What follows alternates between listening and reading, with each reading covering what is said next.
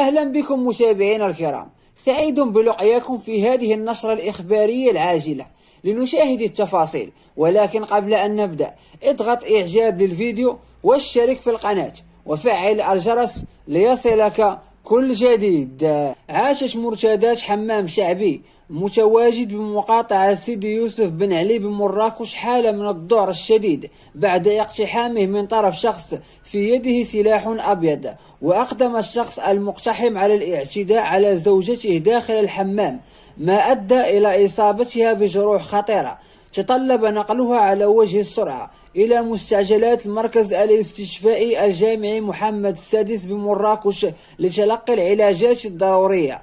في حين فتحت عناصر الدائرة السادسة بمراكش تحقيقا موسعا أسفر عن توقيف الزوج المشتبه والاحتفاظ به تحت تدابير الحراسة النظرية تحت إشراف النيابة العامة المختصة للكشف عن ملابسات الواقعة التي من المرجح أن تكون ناجمة عن خلافات بين الزوجين.